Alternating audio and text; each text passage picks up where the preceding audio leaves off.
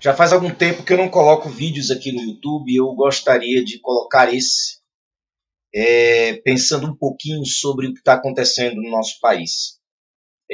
Como vocês sabem, eu sou cristão, sou filósofo, sou professor universitário, e eu gostaria aqui de fazer uma crítica a mais, juntando aí a minha voz aos milhões de vozes que se opõem à onda vermelha.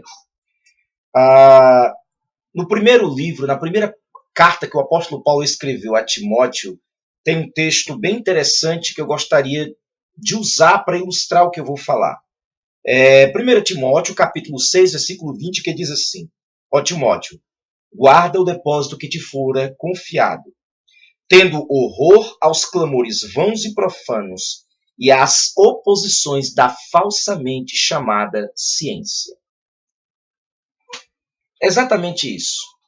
Uma ciência que arvora para si o báculo do conhecimento e o báculo da verdadeira interpretação da realidade, joga este mesmo báculo fora quando isto não lhe convém, não lhe interessa.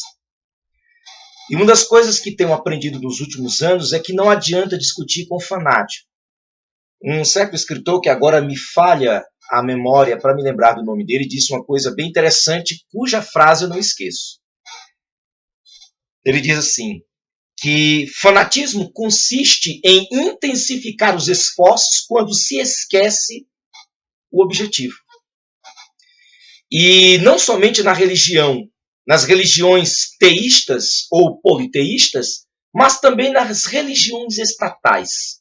Ou melhor, conceituando na única religião estatal desenvolvida e criada por Karl Marx. Na verdade, bem antes dele, ele, como todo bom comunista gosta de fazer, como todo bom socialista gosta de proceder, ele toma e rouba a ideia dos outros como fosse de si. Qualquer dia desse eu vou fazer alguns vídeos falando de um Marx que as pessoas geralmente não têm acesso direto. E como o YouTube é muito democrático, é muito popular, todas as pessoas têm acesso ao YouTube, eu gostaria de falar de um Marx que as pessoas não conhecem, como, por exemplo, um Marx que era crente, havia, junto com a família, se convertido ao protestantismo, e o pai de Marx era um rico comerciante judeu na Alemanha, que Marx se debulhava em louvores e elogios e poemas a Deus, e que, de repente, um certo dia, o verdadeiro Marx havia se revelado. Eu vou colocar tudo isso para vocês.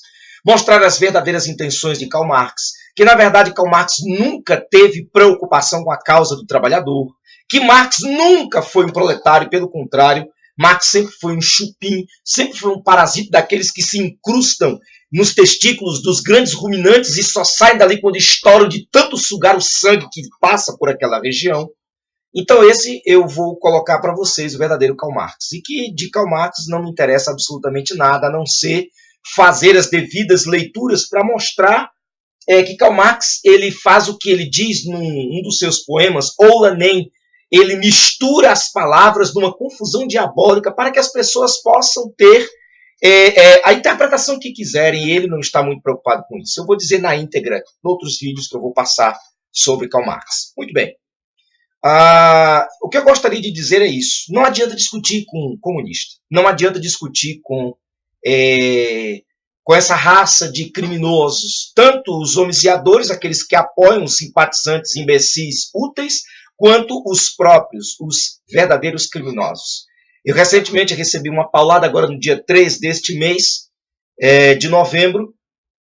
A terceira vez eu sou boicotado na Federal, me impedindo, a banca, que é absolutamente comunista, me impede de ingressar no programa de mestrado na Federal em Filosofia, porque eu não sou comunista.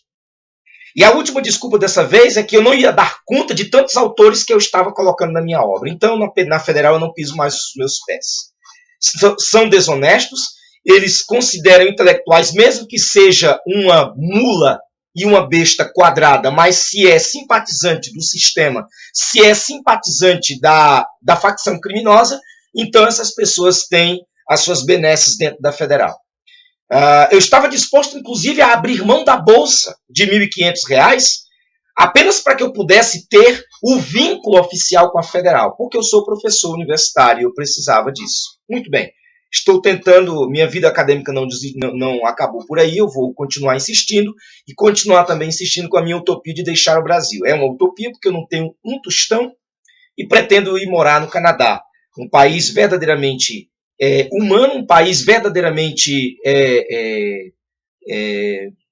de primeiro mundo, um país primeiro-mundista, e um país que realmente dá as oportunidades, segurança, e que o professor, por exemplo, é altamente respeitado e muito bem remunerado, desde o professor de crianças até o professor do ensino superior. Então eu gostaria de deixar esse comentário a esse respeito. A diferença entre o socialista e o capitalista. O capitalista, ele afirma os fatos que está diante dos seus olhos. Ele diz, me dê a oportunidade de eu mostrar os meus benefícios e você verá a diferença. E quando você dá liberdade para o capitalista ter liberdade de mercado, você vê a diferença no dia a dia das pessoas. O poder de aquisição. Uma pessoa que vai ao médico, se ela não tem condição se ela está na fila do SUS, é porque essa pessoa não tem condição de pagar para um médico. Mas se essa pessoa tem um emprego que lhe possibilite pagar um médico, ela pode ir ao horário que ela quiser. Ela pode consultar e contratar o médico que ela quiser. Já o comunista, ele nega os fatos diante dos olhos.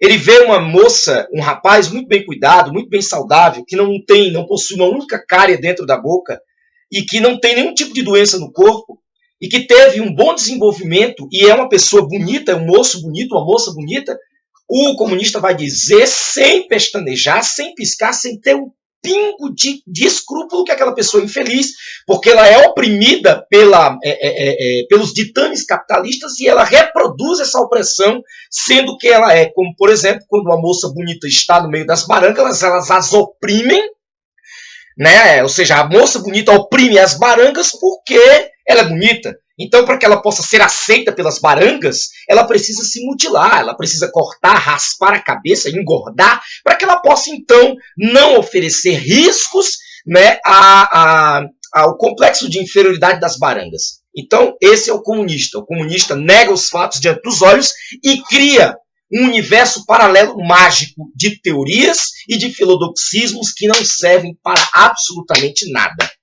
Já o capitalismo, ele é de poucas palavras e mais de prática. Esse é o diferencial. Esse é um dos vídeos e daqui a pouco estaremos colocando mais vídeos. Obrigado.